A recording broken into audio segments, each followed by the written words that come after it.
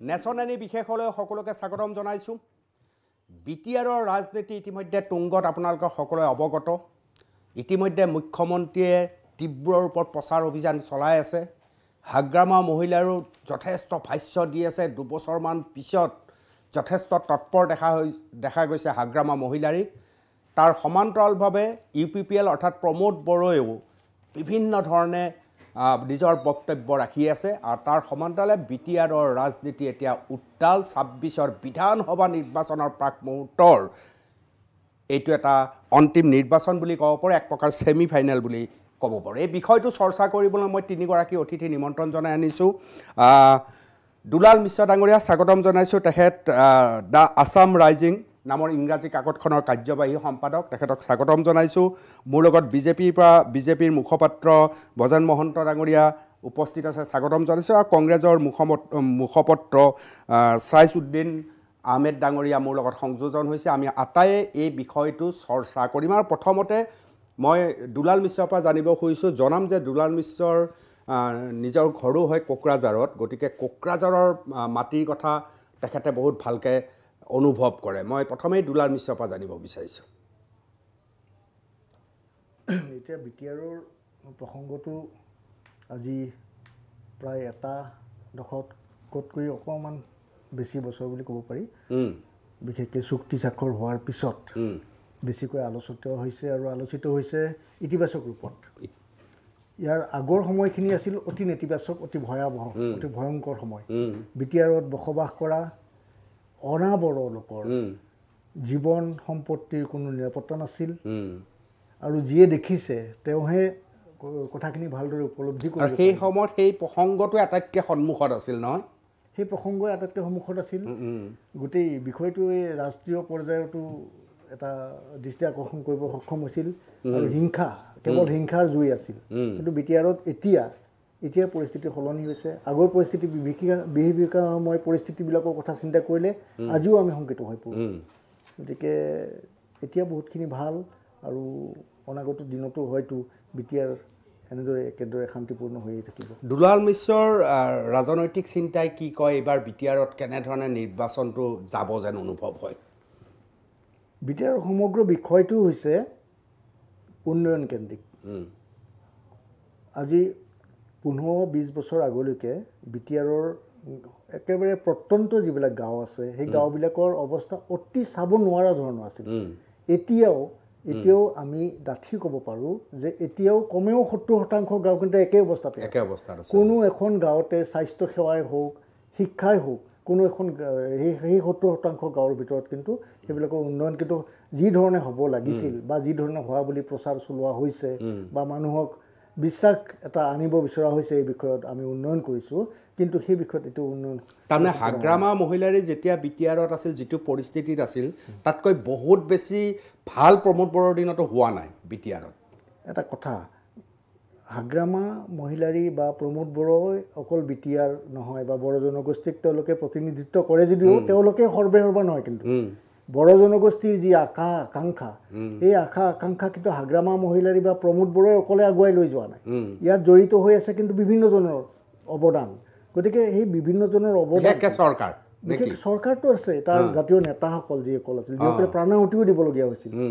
কিন্তু তেওঁলোকে কি উদ্দেশ্য লৈ তেওঁলোকে আন্দোলন কৰিছিল, সেই আন্দোলনৰ ফল আজি সাধাৰণ বড়ো জনতাই লাভ কৰিব পাৰিছে নে নাই, সেইটোহে ডাঙৰ কথা। গতিকে এই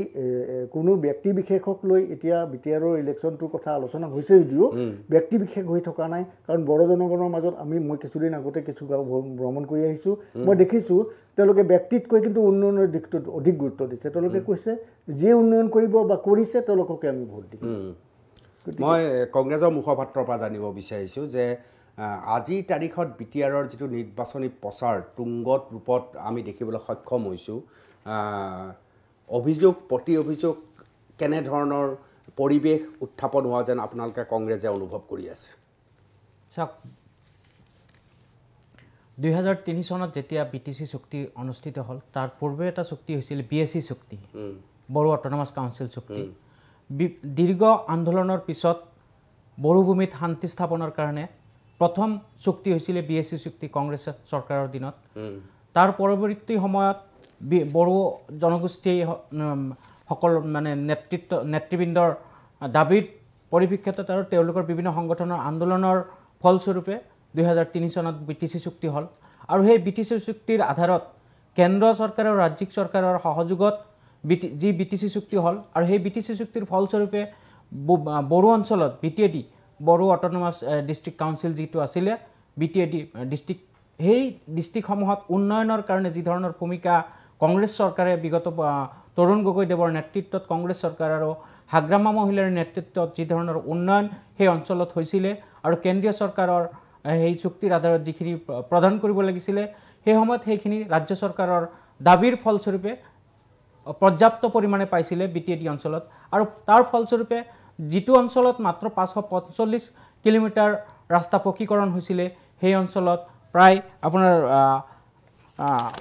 ৰাস্তা উন্নয়ন হৈছে পকীকৰণ হৈছিলে 25,189 কিলোমিটাৰ ৰাস্তা BTAD অঞ্চলত উন্নয়ন কৰিছিলে পকীকৰণ কৰিছিলে এনেকৈ বিভিন্ন ক্ষেত্ৰত শৈক্ষিক ক্ষেত্ৰত সামাজিক ক্ষেত্ৰত সাংস্কৃতিক ক্ষেত্ৰত প্ৰত্যেকটো ক্ষেত্ৰতেই কংগ্ৰেছ চৰকাৰৰ দিনত BTAD অঞ্চলত উন্নয়ন হৈছিলে পৰৱৰ্তী সময়ত যেতিয়া বিজেপি চৰকাৰ শাসনত আহিলে 2016 চনত তেতিয়াৰ পৰা যেতিয়া চৰকাৰ বিজেপি আৰু সেই অঞ্চলৰ স্থানীয় নেতৃবৃন্দই যে বিজেপিৰ লগত চৰকাৰ গঠন কৰিলে কিন্তু তেনেকুৱা ধৰণৰ কোনো মানে উন্নয়নৰ স্বৰূপ দেখা নাপালে কংগ্ৰেছে যদি যিমান উন্নয়ন কৰিছে তেতিয়াহ'লে ইমান দুৰ্বল হৈ পৰিল কিয় কোকৰাঝাৰ বা BTAD যথেষ্ট দুৰ্বল আজিৰ তাৰিখত কংগ্ৰেছ দুৰ্বল নহয় মই আপোনাক কৈ আছোঁ কংগ্ৰেছ এনেকুৱা এটা দল যি দলে স্থানীয় বিশেষকৈ জনজাতিসকলৰ উন্নয়নৰ কাৰণে ক্ষমতা বিকেন্দ্ৰীকৰণত বিশ্বাসী আছিলে যাৰ ফলস্বৰূপে সেই স্থানীয় যিটো দল আছিলে BTAD অঞ্চলতেই হওক বা কাৰ্বি আংলঙতেই হওক সেই নিৰ্দিষ্ট জনগোষ্ঠীয় দলেৰে সেই অঞ্চলসমূহ উন্নয়নৰ কাৰণে কংগ্ৰেছ দলে চিন্তা চৰ্চা কৰিছিলে আৰু ফলস্বৰূপে তাত ৰাজনৈতিকভাৱে কংগ্ৰেছ দলে কোনো ধৰণৰ বিশেষ গুৰুত্ব দিয়া নাছিলে কাৰণ স্থানীয় লোকসকলে কাৰণ সেই অঞ্চলৰ উন্নয়নৰ স্বাৰ্থত সেই জনগোষ্ঠীৰ হাতত ক্ষমতা অৰ্পণ কৰিছিলে আজি কাৰ্বি আংলঙৰ জনসাধাৰণে অভিযোগ কৰিছে বা BTADৰ বড়ো নেতৃত্বই অভিযোগ কৰিছে যে যি বিজেপিয়ে BTAD অঞ্চলত UPPLৰ লগত শাসন কৰিছে সেই UPPLৰ বিৰুদ্ধে আজি বিজেপি দল আৰু তাৰ প্ৰকৃত মুখ্যমন্ত্ৰীয়ে UPPLৰ বিৰুদ্ধে ক'বলৈ গৈছে আৰু কৈ আছে যে আমাৰ ৰাইজে তাতে আমাৰ মানুহে তাতে উন্নয়ন পোৱা নাই বা আমাৰ টকা আমাৰ আঁচনি আমি ইয়াতে দিব পৰা নাই এনেকুৱা ধৰণৰ ভাষ্য মুখ্যমন্ত্ৰীৰ মুখেৰে ওলাইছে কিন্তু কংগ্ৰেছ চৰকাৰ বা কংগ্ৰেছ দল বা কংগ্ৰেছৰ নেতৃত্বই কিন্তু তেনেকুৱা কোনো ধৰণৰ উক্তি সেই সময়তো দিয়া নাছিলে বৰ্তমানো নিদিয়ে কাৰণ সেইসকল যিসকল জনজাতীয় জনগোষ্ঠীৰ লোক তেওঁলোকৰ উন্নয়নৰ স্বাৰ্থত কংগ্ৰেছ দলে পূৰ্বৰ পৰাই কাম কৰিছিলে আৰু সেই সময়তো কাম কৰিছিলে যাৰ ফলস্বৰূপে কংগ্ৰেছ দলৰ নেতৃত্বই এই কথা চিন্তা কৰা নাছিলে যে তাৰে স্থানীয় দলসমূহক দুৰ্বল কৰি আমাৰ দল সংগঠন বৃদ্ধি কৰিব লাগিব তাৰ কাৰণে হেতু কংগ্ৰেছে গুৰুত্ব দিয়া নাছিল এটো বিজেপিয়ে গুৰুত্ব দিছে আপোনাৰ বিজেপিয়ে গুৰুত্ব দিছে মানে আজি বিজেপিয়ে তাৰ স্থানীয় দলসমূহ UPPL BPF তেওঁলোকে নস্বাত কৰি দিছে তেওঁলোকে ধ্বংস কৰাৰ কাৰণে লাগিছে আজি UPPL ক'ব লগা হৈছে যে বিজেপিয়ে আমাক ধ্বংস কৰাৰ কাৰণে হৈছে এপছু যি জাতীয় দল জাতীয় সংগঠন বড়ো জাতিসকলৰ তেওঁলোকে ক'ব লগা হৈছে যে বিজেপি আমাৰ মাজত সাম্প্ৰদায়িক সংঘৰ্ষ সৃষ্টি কৰিব বিচাৰিছে ভাতৃঘাতী সংঘৰ্ষৰ সৃষ্টি কৰিব বিচাৰিছে আৰু আমাৰ উন্নয়নত বাধা প্ৰদান কৰিছে সেই কথা হাগ্ৰামা মহিলাৰেও কৈছে সেই কথা UPPLৰ যিগৰাকী নেতা তেখেতেও কৈছে গতিকে আপুনি মুখপাত্ৰই এই অভিযোগ মানি লয় ডাঙৰ অভিযোগ উত্থাপন কৰিছে কংগ্ৰেছৰ মুখপাত্ৰ এই প্ৰশ্নৰ উত্তৰটো দিলোৱা ভাল হ'ব এটা ডাঙৰ অভিযোগ উত্থাপন কৰিছে কংগ্ৰেছে অভিযোগৰ উপৰি অভিযোগ কৰিবই কাৰণ তেওঁলোকে যেহেতুকে তেখেতে প্ৰথমতে ক'লে যে BTCত প্ৰথম মানে শান্তি আনাৰ কাৰণে তেওঁলোকে প্ৰথম চুক্তিখন কৰিছিল আৰু সেই চুক্তিখনত কৰাৰ পিছত তাতে সেই চুক্তিৰ পৰৱৰ্তী সময়তে আমি দেখিলোঁ অত্যন্ত উত্তাল হৈছিল এই নামনি অসম বিশেষকৈ ব্ৰহ্মপুত্ৰৰ উত্তৰ পাৰটো তেওঁলোকৰ সেই চুক্তিখনৰ পৰৱৰ্তী সময়ত অৰ্থাৎ বড়ো অট'নমাছ কাউন্সিল যেতিয়া তেওঁলোকে প্ৰথম বনাইছিল তো BSC বুলি যিটো সেই BSC হোৱাৰ সময়তেই তাতে আচলতে আন্দোলনৰ উগ্ৰতা বৃদ্ধি পালে আৰু সেই আন্দোলনৰ উগ্ৰতা বৃদ্ধি পোৱাৰ পিছতেই তাতে এটাৰ পিছত এটাকৈ উগ্ৰপন্থী সংগঠনসমূহৰ মানে জন্ম হ'ল এই BTADত সেইটো আপোনালোকে সকলোৱে জানে সেই সময়ত হাগ্ৰামা মহিলাৰ নেতৃত্বতে তাতে BLT গঠন হৈছিল এফালেদি এপছুৰ আন্দোলন আনফালেদি একেটা সময়তে BLTৰ আন্দোলন মানে সশস্ত্ৰ আন্দোলন আৰু গণ আন্দোলন দুইটাই তাতে আমি মানে দেখিবলৈ পাইছিলোঁ আৰু সেই সময়তে অলপ পূৰ্বতে মিশ্ৰ ডাঙৰীয়াই কোৱাৰ নিচিনাকৈ তাতে মানুহে মানে জীৱন মৃত্যুলৈ যুঁজিব লগা হৈছিল ধন দাবীৰ পৰা আৰম্ভ কৰি হত্যা হিংসাৰে গোটেই বিটিএডি মানে অন্ধকাৰময় হৈ আছিল তেনেকুৱা এটা পৰিৱেশ পৰিস্থিতি সেই কংগ্ৰেছৰ মানে শাসনৰ দিনতেই আৰু তেতিয়াই যেতিয়া বড়ো উগ্ৰপন্থীসকলৰ জন্ম হ'ল অৰ্থাৎ বিদ্ৰোহী সংগঠন হিচাপে আগ্ৰামা মহিলাৰ নেতৃত্বত যেতিয়া সশস্ত্ৰ বিদ্ৰোহ তাতে আৰম্ভ হ'ল ধন দাবীৰ পৰা আৰম্ভ কৰি হত্যালৈকে লৈ যি ঘটনাসমূহ সেই সময়ত সংঘটিত হ'ল গতিকে সেই বিটিচিত শান্তি ঘূৰাই অনাৰ কাৰণে সেই সময়তে ডিভাইড আছাম 50-50 এফালেদি শ্লোগান উঠিছিল আৰু একেটা সময়তে NDFB জন্ম হৈ তেওঁলোকে এখন স্বাধীন মানে বড়ো ৰাজ্যৰ দাবী উত্থাপিত কৰিছিল সমান্তৰালভাৱে ঠিক এনেকুৱা ধৰণৰ এটা পৰিস্থিতিত বড়ো জাতীয় আন্দোলনটোৱে এনেকুৱা এটা হিংসাত্মক ৰূপ পাইছিল গতিকে নামনি অসমত বিভিন্ন জনগোষ্ঠীৰ মাজত সংঘাতসমূহ মানে বাঢ়িছিল আৰু সেইটো কেনেকৈ নিৰাময় কৰিব পৰা যায় সেইটোক নিৰাময় কৰাৰ কাৰণে আচলতে কেন্দ্ৰত তেতিয়া অটল বিহাৰী বাজপেয়ী ডাঙৰীয়াৰ নেতৃত্বত যেতিয়া ভাৰত চৰকাৰ গঠন হ'ল LK আদবানী ডাঙৰীয়া গৃহমন্ত্ৰী আছিল আৰু সেই সময়তেই আচলতে আলোচনা আৰম্ভ কৰিলে বড়ো নেতৃত্বৰ লগত আৰু বিশেষকৈ হাগ্ৰামাৰ লগত হোৱা 21 বাৰ আন্দোলনৰ পিছত তাতে এখন শান্তি চুক্তি স্বাক্ষৰিত হ'ল অৰ্থাৎ এই যে 6 শিডিউল আজি তাৰিখত যেটো আজি আমি নামনি অসমত মানে দেখিবলৈ পাইছোঁ বিটিআৰত আমি দেখিবলৈ পাইছোঁ সেইটো কিন্তু এই 6 শিডিউলৰ দাবী তেওঁলোকৰ মানে পূৰণ কংগ্ৰেছে কৰা নাছিল এই কংগ্ৰেছৰ দিনত তেওঁলোকে মাত্ৰ বড়ো অট'নমাছ কাউন্সিলৰ নামত এটা কাউন্সিল পাইছিল যেটো কাউন্সিলৰ কোনো ধৰণৰ ভৌগোলিক এৰিয়া কোনো নিৰ্দিষ্ট নাছিল কি ডিপাৰ্টমেণ্ট পাব নাপাব সেইবিলাকৰ কোনো নিশ্চয়তা নাছিল ট্ৰাইবেল সাব প্লেনৰ দুটামান পইচা সেইকেইটাকে দিয়া হৈছিল সেই বড়ো অট'নমাছ কমিটিৰ ওচৰত কিন্তু তাৰ পৰৱৰ্তী 2003 চনৰ 10 ফেব্ৰুৱাৰীত যেতিয়া এই BTC চুক্তিখন হ'ল হাগ্ৰামা মহিলাৰ লগত 21 বাৰ আলোচনা কৰাৰ পিছত সেই চুক্তিৰ পিছতেই তাতে 6 শিডিউল অৰ্থাৎ এটা আপোনাৰ কংগ্ৰেছৰ কোনো ক্ৰেডিটেই নাই বিটিএডি তাত কোনো ধৰণৰ ক্ৰেডিট নাই এক পইচাও ক্ৰেডিট ল'বলগীয়া কথাটো নাই তো সেইটো সম্পূৰ্ণৰূপে বিজেপিৰ নেতৃত্বতেই তাতে 6 শিডিউলৰ আজি যে সীমিত হৈ গৈছে তাৰ কাৰণো সেই এইবিলাক কাৰণ বুলি আপুনি ভাবে নেকি তো নিশ্চিতভাৱে সেই 6 শিডিউলটো যেহেতুকে মানে জনজাতিসকলৰ স্বায়ত্ব শাসনৰ কাৰণে ভাৰতীয় জনতা পাৰ্টিয়ে সেই সময়ত সেইটো প্ৰদান কৰিলে তো তাৰ পৰৱৰ্তী সময়ত তেওঁলোকে কিন্তু সেই হাগ্ৰামাৰ লগতে সেই সময়ত একেলগে কিন্তু কংগ্ৰেছৰ মুখপাত্ৰ এটা গুৰুত্বপূৰ্ণ অভিযোগ কৰিছে মহন্ত ডাঙৰীয়া তেওঁ কৈছে যে আপোনালোকৰ দল যেতিয়া বিটিএডিত সোমাই গ'ল আপোনালোকে তাৰ স্থানীয় ৰাজনৈতিক দলসমূহক এক প্ৰকাৰ গোগ্ৰাহে গিলি পেলালে ধ্বংস কৰি পেলালে এই অভিযোগটো উত্তৰ কি আপোনাৰ চাওক 2003 চনৰ 10 ফেব্ৰুৱাৰীত BTC চুক্তি স্বাক্ষৰিত হৈছিল সেইটো স্বাক্ষৰ কৰিছিল সেই সময়ত মানে বাজপেয়ী ডাঙৰীয়াৰ নেতৃত্বত হৈছিল LK আদবানীৰ নেতৃত্বত হৈছিল কিন্তু সেই সময়ত ৰাজ্যত কোন চৰকাৰ আছিল ৰাজ্য চৰকাৰটো আছিল কিন্তু ৰাজ্য চৰকাৰৰ লগততো আৰু চুক্তি স্বাক্ষৰিত হোৱা নাই আপুনি এই প্ৰক্ৰিয়াৰ মাজত শুনক এই প্ৰক্ৰিয়াৰ মাজত ৰাজ্য চৰকাৰে যদি এই পৰিৱেশটো সৃষ্টি নকৰিলে তেতিয়া হলে সেই পৰিৱেশ চুক্তিকাৰ লগত চুক্তিকাৰ লগত চুক্তিকাৰ লগত মানে কেন্দ্ৰীয় চৰকাৰে ডাইৰেক্ট আহি ইয়াতে চুক্তি কৰিব পাৰে নাছিল সাধাৰণ জ্ঞান থকা বিদ্ৰোহ হৈছিল আৰু সেই কথাটো ৰাজ্য চৰকাৰক যদি কেন্দ্ৰীয় চৰকাৰৰ উদ্যোগতে হ'ল এতিয়া কেন্দ্ৰীয় চৰকাৰে তাতে স্বাক্ষৰ চুক্তি কৰিব এটো সাধাৰণ কথা আৰু এটা কথা আপুনি চুক্তিখন উলিয়াওক না 2003 চনৰ 10 ফেব্ৰুৱাৰীত যিখন চুক্তি তাত আপোনালোকৰ ক'ত চহী আছিল তাতে সেইখন কাৰ আছিল আপুনি BTC চুক্তি বিৰোধ কৰি অসমৰ ইমূৰৰ পৰা সিমূৰি আপুনি চিঞৰিছিলে আৰু বড়ো আৰু অবড়োৰ মাজত এক সংঘাতৰ সৃষ্টি কৰিছিলে আপোনাৰ নেতৃত্বত সেই কথা পাহৰি গৈছে নেকি আপুনি আজি আপুনি কৈ আছে যে কেন্দ্ৰীয় চৰকাৰৰ লগত চুক্তি হৈছিল কেন্দ্ৰীয় চৰকাৰৰ লগত চুক্তি কৰাৰ কাৰণে কংগ্ৰেছৰ নেতৃত্বত পৰা তৰুণ গগৈদেৱৰ নেতৃত্বত যি পৰিৱেশৰ সৃষ্টি হৈছিল তাৰ এটা উগ্ৰপন্থী সংগঠন BLP আৰু সেই BTC চুক্তিৰ ফলস্বৰূপে তাৰ পৰৱৰ্তী সময়ত আৰু BTD অঞ্চলত শান্তিৰে কংগ্ৰেছৰ ওচৰতে সেই সময়ত হাগ্ৰামাৰ লগত একেলগে লগ লাগি এটাৰ পিছত এটা সাম্প্ৰদায়িক সংঘৰ্ষ হৈছিল BTD সেই সময়ত হাজাৰ হাজাৰ মানুহে জীৱন দিবলগীয়া হৈছিল 2012 হৈছিল 2008 হৈছিল এনেধৰণে এটা বিষয় এটা সংঘৰ্ষ তাতে সংঘটিত হৈ আছিল আচ্ছা আপুনি শুনিব না ক'বই আচ্ছা কৈ লওক আপুনি এক সংঘাতৰ সৃষ্টি কৰিছিলে আৰু সেই সংঘাত অসমৰ জনসাধাৰণে দেখা পাইছে আপোনাৰ নেতৃত্বতে আজি আপুনি মানে ব্ৰজেন মহন্তৰ নেতৃত্ব হয় তেখেতৰ সেই সময়ত বড়ো জনগোষ্ঠী আৰু অবড়ো জনজাতীয় সংগঠনৰ নেতৃত্ব দিছিলে তেখেতে কিন্তু সেই অঞ্চলৰ বাসিন্দা নহয় লখিমপুৰৰ পৰা আহি অবড়ো আৰু বড়োৰ মাজতে সংঘাতৰ সৃষ্টি কৰিছিলে আৰু তেখেতৰ নেতৃত্বতেই BTC চুক্তি বিৰোধী আপোনাৰ এই অভিযোগৰ উত্তৰটো মই শুনি লওঁ কক মহন্ত ডাঙৰীয়া আপোনাৰ ধৈৰ্য আছে নে নাই আপোনাৰ আপুনি কিন্তু কৈ থাকোতে মই এক বাক্য কোৱা নাছিলো গতিকে আপুনি যেহেতু না অভিযোগ যেহেতু অভিযোগ যেহেতু উত্থাপিত কৰিছে অভিযোগৰ মানে উত্তৰ যেতিয়া দিম আপুনি শুনাৰ ধৈৰ্যটো আপুনি ৰাখক চাওক 2003 চনৰ 10 ফেব্ৰুৱাৰীত যেতিয়া সেই ধৰণৰ চুক্তি স্বাক্ষৰিত হৈছিল, অৰ্থাৎ 6 শিডিউলৰ এটা টেৰিটৰিয়েল কাউন্সিল হৈছিল। সেই সময়ত আপুনি জানে যে তাতে 26টা জনগোষ্ঠী আজি BTRত বসবাস কৰে। এই 26টা জনগোষ্ঠীৰ ভিতৰত বড়ো এটা জনগোষ্ঠী, তাৰ ভিতৰত আৰু কেইবাটাও ট্ৰাইবেল জনগোষ্ঠী আছে বা অন্যান্য মানে হিন্দী ভাষীৰ পৰা আৰম্ভ কৰি বাংলা ভাষীৰ পৰা লৈ বিভিন্ন ধৰণৰ জনগোষ্ঠী তাতে বসবাস কৰে, প্ৰায় 26টা জনগোষ্ঠী আপোনালোকে জানে। তো 6 শিডিউলৰ টেৰিটৰিয়েল কাউন্সিলটো হোৱাৰ সময়ত যিহেতুকে বড়োসকল মেজৰিটি আছিল, সেইকাৰণে তেওঁলোকে যিহেতুকে এখন সুকীয়া ৰাজ্য বিচাৰিছিল, সেই ৰাজ্যৰ পৰিৱৰ্তে সেই সময়ত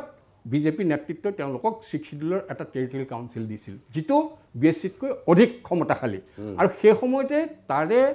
লোকসকলৰ মাজত, অৰ্থাৎ বিশেষকৈ নন ট্ৰাইবেল যিসকলৰ কথা কৈছে আপুনি, নন বড়ো, সেইসকলৰ মাজত এটা আতংক সৃষ্টি হৈছিল। আৰু সেই আতংকটো এইকাৰণে সৃষ্টি হৈছিল যিহেতুকে এইটো 6 শিডিউল টেৰিটৰিয়েল কাউন্সিল হ'লে তাতে আমি নন ট্ৰাইবেলবিলাকৰ অধিকাৰ আমি পাম নে নেপাম, এইটো লৈ তেওঁলোক আতংকিত হৈছিল। আৰু সেই আতংকত আমি সেই সময়ত কেন্দ্ৰীয় চৰকাৰৰ ওচৰত আমি এই দাবীটো কৰিছিলোঁ যে এই কথাটো আপোনালোকে 6 শিডিউল টেৰিটৰিয়েল কাউন্সিল যিহেতুকে ট্ৰাইবেলসকলক দিব লাগে, তাত আমাৰ আপত্তি কৰিবলগীয়া নাই। বড়ো জাতিৰ বিৰুদ্ধে মোৰ সেই আন্দোলনৰ কথা তেখেতে যিটো কথা কৈছে, সেইটো কোনো বড়ো জাতিৰ বিৰুদ্ধে আন্দোলন নাছিল, বড়ো ভাষাৰ বিৰুদ্ধে আন্দোলন নাছিল, সেইটো আছিল তাতে বসবাস কৰা অন্যান্য 26টা জনগোষ্ঠী, অন্য যি জনগোষ্ঠীসমূহ আছিল তেওঁলোকৰ অধিকাৰ সাব্যস্ত কৰাৰ কথাটোহে তাতে উত্থাপিত হৈছিল। আমি কেতিয়াও 6 শিডিউলৰ টেৰিটৰিয়েল কাউন্সিলক বিৰোধ কৰা নাছিলোঁ, অৰ্থাৎ আমি বড়ো জাতিৰ অটনমিক, আপুনি সেই সময়ৰ মোৰ ষ্টেটমেণ্ট এটা পিছত এটাকৈ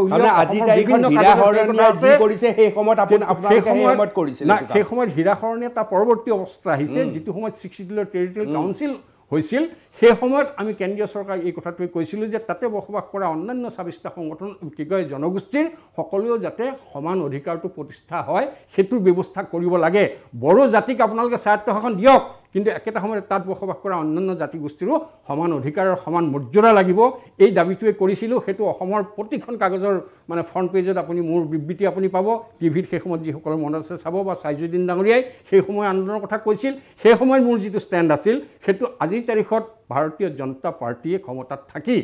তাতে সমান অধিকাৰৰ সমান মৰ্যাদাৰ হকে তাতে সেই যুঁজখন কৰিছে। ঠিক মুখ্যমন্ত্ৰীয়ে কৈছে নাই সেইটো সময়ত দ্বিতীয় শ্ৰেণী হৈছে, সেইটোৱে আছিল দাবী। সেই কথাটোৱে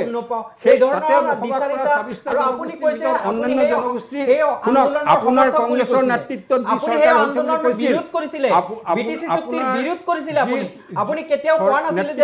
কংগ্ৰেছ আৰু হাগ্ৰামাৰ লগত চৰকাৰ কৰিছিল, সেইটো সময়ত তাতে বসবাস কৰা অন্য 25টা জনগোষ্ঠীয়ে কিন্তু মাটিৰ কোনো অধিকাৰ পোৱা নাছিল। আপুনি সেই কথা জানে, সেই চুক্তিৰ বিৰুদ্ধে কি কাৰণে কৈছিল সেই কথা এতিয়াও কৈছো। আজিলৈকে তাৰে ৰাইজে এতিয়াও মাটিৰ অধিকাৰ পোৱা নাই। গতিকে আমি বড়োসকলৰ স্বায়ত্তশাসন থাকক, বড়োসকলে সকলো অধিকাৰ পাওক, কিন্তু একেটা সময়তে বড়োসকলৰ লগতে তাতে বসবাস কৰা অন্যান্য জনগোষ্ঠীয়েও সকলো ধৰণৰ সুযোগ সুবিধা পাব লাগিব। সেই দাবীটো উত্থাপিত কৰিছিলো, আজিও কৰিছো। আমি আপোনাক সন্মান কৰো, কিন্তু আপোনাৰ সেই যি ষ্টেটমেণ্ট সেইবিলাক মই আজি আপোনাক কৈ আছো। আৰু কথা শুনক, প্ৰত্যেকটো কথাই মই কৈ দিব পাৰিম, সম্পূৰ্ণ উত্তৰ হোৱা নাই। 2020 চনত যিখন চুক্তি স্বাক্ষৰিত হ'ল সেই চুক্তিখনো আপোনাৰ নিশ্চয় মনত আছে। সেইটো ভাৰতীয় জনতা পাৰ্টীয়ে কৰিছিল। সেইটো কাৰ লগত কৰিছিল? সেইটো কৰিছিল NDFB আৰু এপছুৰ লগত। আৰু সেই সময়ত এপছু আৰু NDFBৰ কি দাবী আছিল? ডিভাইড আছাম 50-50, আপুনি মনত ৰখা উচিত। আৰু সেই ডিভাইড আছাম 50-50 বিৰোধিতা কৰিছিলে ব্ৰজেন মহন্তই। আজিও সগৌৰৱেৰে মই সেই কথাটো কওঁ যে আমি ডিভাইড আছাম 50-50 তাতে বিৰোধিতা কৰিছিলোঁ যে বড়োসকলে স্বায়ত্তশাসন পাওক, কিন্তু সেইকাৰণে এই ক্ষুদ্ৰ অসমখন যিখন কংগ্ৰেছে ভাঙি টুকুৰা টুকুৰ কৰি 7-8খন কৰি পেলালে, বাকী যিখন অসম আছিল সেইখন অসম যাতে আৰু খণ্ডিত নহওক সেই দাবীটোৱে সেই সময়ত ব্ৰজেন মহন্তই উত্থাপিত কৰিছিল। আৰু 2020 চনত এই যিখন চুক্তি হৈছিল তাৰ চুক্তিখনত NDFB আৰু এপছুৰ লগত হোৱা চুক্তিখনৰ প্ৰিয়মূলতে লিখা আছে, নিশ্চয় আপুনিও পঢ়িছে, যে এতিয়াৰ পৰা আৰু ইয়াতে অসম বিভাজনৰ কাৰণে কোনো ধৰণৰ আন্দোলন মানে মহন্ত ডাঙৰীয়া, মই কংগ্ৰেছৰ মুখপাত্ৰসকলে যাম, কিন্তু মহন্ত ডাঙৰীয়া মই জানিব খুজিছোঁ মুখ্যমন্ত্ৰী ডক্টৰ হিমন্ত বিশ্ব শৰ্মাই এই মুহূৰ্তৰ নিৰ্বাচনী প্ৰচাৰত যি 26টা জনগোষ্ঠীৰ প্ৰসংগ উল্লেখ কৰিছে, তেওঁলোকৰ মাটিৰ অধিকাৰৰ প্ৰসংগ উত্থাপন কৰিছিল, এই উত্থাপন আপোনালোকে তাহানিতেই কৰিছিল? সেই দাবী আমি তাহানিতেই কৰিছিলোঁ। আৰু আজিৰ তাৰিখতো BTCত আচলতে একচুৱেলি ইনফেক্ট 1964ৰ পিছত কংগ্ৰেছে অত বছৰ ভাৰতবৰ্ষ শাসন কৰিলে, অসম শাসন কৰিলে, BTCটো তেওঁলোকে হাগ্ৰামাৰ লগত একেলগে শাসনত থাকিল, কিন্তু তাত কোনো মাটিৰ জৰীপ নকৰিলে, কোনো ধৰণৰ সেটেলমেণ্ট তেওঁলোকে নকৰিলে। এতিয়া তাতে নট অনলি নন বড়ো, তাতে বড়োসকলৰ মাটিৰ তেনেধৰণৰ কোনো ম্যাদী পট্টা নাই। সেই সকলো মানে ভূমিহীন মানুহৰ নিচিনাকৈ তেওঁলোকে থাকিব। মই এটা কথা জানিবলৈ মন যায় সেইটো কাৰণেই আজি আমাৰ মাননীয় মুখ্যমন্ত্ৰী ভৱিষ্যতদৰ্শী হিমন্ত বিশ্ব ডাঙৰীয়াই কৈছে যে আমি মাটিৰ অধিকাৰ, তাত কোৱা নাই যে এইমাত্ৰ 25টা জনগোষ্ঠীক দিয়া হ'ব, বড়োক দিয়া নহ'ব, সেই কথাটো কোৱা নাই। বড়োসকলকো দিব লাগিব মাটিৰ অধিকাৰ, আৰু একেটা সময়তে নন বড়োসকলকো মাটিৰ অধিকাৰ, অৰ্থাৎ 25টা অন্য জনগোষ্ঠীকো মাটিৰ অধিকাৰ তাতে দিব লাগিব। এই কথাটো মনত ৰখা উচিত। বহুতে এই কথাটো ক'ব বিচাৰে যে তাতে যিহেতুকে 2003 চনৰ 10 ফেব্ৰুৱাৰীত চুক্তিখন হৈছিল, আৰু তাৰ পৰৱৰ্তী 2020 চনতো চুক্তি হৈছিল, কিন্তু এখনো চুক্তিত এনেকুৱা কথা নাই যে তাতে বসবাস কৰা নন বড়োসকলে মাটিৰ অধিকাৰ নাপাব, অৰ্থাৎ বড়োক বাদ দি অন্য মানুহে তাতে মাটিৰ অধিকাৰ নাপাব, সেই কথাটো কোনো এখন চুক্তিটো উল্লেখ নাই। আপোনাৰ উত্তৰ দিবলগীয়া আছে ঠিক যে 2003 চনৰ 10 ফেব্ৰুৱাৰীৰ পূৰ্বৰ পৰা যিবিলাক মানুহ তাতে বসবাস কৰিছে, প্ৰত্যেকজন মানুহে তাতে নাগৰিক অধিকাৰ, অৰ্থাৎ কি কয় মাটিৰ অধিকাৰ তেওঁলোকে পাব লাগিব, আৰু অন্যান্য সা সুবিধা মৰ্যাদা তেওঁলোকে পাব লাগিব। সেই দাবীটোৱে আজি বিজেপিয়ে কৰিছে, একেটা দাবীকে আমি উত্থাপিত কৰিছোঁ। নিশ্চয়। মই মুখপাত্ৰৰ কাষলৈ যাম। কংগ্ৰেছ মুখপাত্ৰৰ কাষলৈ যোৱাৰ পূৰ্বে মই দুলাল বিশ্বক এটা কথাৰ পৰা জানিব বিচাৰিছোঁ, কোন সময়ত কংগ্ৰেছ BTADত শক্তিশালী আছিল নে নাই শক্তিশালী? আজিৰ যিটো পৰিস্থিতি মই কংগ্ৰেছৰ দেখিছোঁ, কোনো ধৰণৰ চৰ্চাতেই কংগ্ৰেছ নাথাকে। BTAD নিৰ্বাচন বুলি ক'লে চৰ্চাতে নাথাকে। মোৰ জানিব মন গৈছে কোনোবা সময়ত শক্তিশালী আছিল নে নাই কংগ্ৰেছ? এই সময়ত শক্তিশালীটো আছিলে, কিন্তু 2020 চনৰ BTAD যিটো নিৰ্বাচনী ফলাফল, তাৰ পৰা মানুহে অনুমান কৰিব পাৰিছে কংগ্ৰেছ কিমান শক্তিশালী আছিল। তাৰ আগৰ পৰ্যায়টোৰ কথা মই অকণমান ক'ব বিচাৰিছোঁ। তাৰ আগৰ পৰ্যায়টোত কংগ্ৰেছ যথেষ্ট শক্তিশালী আছিল। বড়ো জনতাই কিন্তু কংগ্ৰেছক বহুত পৰিমাণে কিন্তু ছাপৰ্ট কৰিছিল, আৰু কোকৰাঝাৰ টাউনৰ মাজমজিয়াতে কংগ্ৰেছৰ অফিচটো আছিল, আৰু কংগ্ৰেছৰ সেই অফিচটো কিন্তু এতিয়া সেই কংগ্ৰেছৰ অফিচ হৈ থকা নাই। আৰু কিন্তু সেই কংগ্ৰেছৰ যি জনপ্ৰিয়তা, সেই দলটোৱে কিন্তু, মই ৰাজনৈতিকভাৱে কোনো পক্ষপাতিত্ব নকৰাকৈ এটা কথা ক'ব বিচাৰিছোঁ, তাৰ মই যিটো তাৰ বাসিন্দা, এই জনপ্ৰিয়তা কিন্তু কংগ্ৰেছে নিজৰ দোষতে হেৰুৱাইছে। আজি কংগ্ৰেছে যদি সঠিক সময়ত সঠিক পদক্ষেপ গ্ৰহণ কৰিলেহেঁতেন, তেতিয়াহ'লে কিন্তু বহু নিৰীহ লোকৰ প্ৰাণ ৰক্ষা পৰিলেহেঁতেন, বহু সম্পত্তি ধ্বংসৰ পৰা কিন্তু হাত সাৰিলেহেঁতেন। কিন্তু ছাইজুদ্দিন আহমেদ, আপোনালোকৰ প্ৰভাৱ আছিল। আপুনি খন্তেক সময়ৰ আগত ক'লে যে আমি স্থানীয় দলসমূহক এৰি দিছোঁ, আমি গুৰুত্ব দিয়া নাই, কিন্তু আপোনালোকৰ প্ৰভাৱ আপোনালোকৰ দুখৰ কাৰণে নিশেষ হৈছে। এই কথাটো আপুনি অকণমান পাক লগাই পেলাই গৈছে, অলপ পাক লগাই গৈছে। কিন্তু আপোনালোকেও বিচাৰে, ৰাজনৈতিক দলে বিচাৰিব, স্বাভাৱিক কথা। তাত লাজ কৰিবলগীয়া, ভয় কৰিবলগীয়া, হাৰিবলগীয়া একো নাই। কেতিয়াবা উত্থান হয়, কেতিয়াবা পতন হয়। উত্থান আছিল আপোনালোকৰ, পতন চলি আছে এতিয়া আপোনালোকৰ, সেইটো আপোনালোকে অস্বীকাৰ কৰিব নোৱাৰিব। চাওক এটা কথা, আপুনি যেতিয়া BTC চুক্তি মানে সম্পাদন হৈ গ'ল, তাৰ পূৰ্বৰ কংগ্ৰেছ অৰ্গেনাইজেশ্যন BTAD অঞ্চলত নিশ্চিতভাৱে আছিলে। BTC চুক্তি সমাধান হোৱাৰ পিছৰ পৰাই যেতিয়া কেন্দ্ৰ, ৰাজ্য আৰু এতিয়া BLTৰ লগত চুক্তি অনুষ্ঠিত হৈ গ'ল, তেতিয়া আমাৰ সেই সময়ৰ নেতৃত্ব, কংগ্ৰেছ নেতৃত্বই ভাবিলে যেহেতু চুক্তি সমাপন হৈছে, যিহেতু সেই অঞ্চলৰ উন্নয়নৰ স্বাৰ্থত কাম কৰি মানে এই স্থানীয় দলটোৱে কাম কৰিব, গতিকে আৰু আমাৰ লগতে তেওঁলোকে চৰকাৰ গঠনত আছে, গতিকে আমি তাতে তেওঁলোকক উন্নয়নৰ যি ধাৰা, সেই ধাৰাত যাতে গতি বা বাধা সৃষ্টি নহয়, তাৰ কাৰণে আমি সাংগঠনিকভাৱে তাতে ইমান তৎপৰতা দেখুওৱা নাছিলোঁ। কিন্তু তৎসত্ত্বেও আমাৰ অৰ্গেনাইজেশ্যন যে তাতে নাই, সেই কথাটো ভুল। তাতে আমাৰ এতিয়াও সংগঠন আছে, তেতিয়াও আছিলে। হয়, আমি সেই সময়ৰ কাৰণে BTAD অঞ্চলৰ যি স্থানীয় দল আছিলে BPF, আৰু সেই দলটোক আমি অগ্ৰাধিকাৰ দিছিলোঁ, যিহেতু আমি ক্ষমতা বিকেন্দ্ৰীকৰণ আৰু জনজাতীয় জনগোষ্ঠীৰ উন্নয়ন বিচাৰোঁ, আৰু সেই স্বাৰ্থতে আমি আমাৰ সংগঠনৰ কাৰণে সিমান সময়। আপোনালোকৰ ভুল সিদ্ধান্তৰ কাৰণে তাত দুৰ্বল হৈ যোৱা নাইতো? নাই। এতিয়া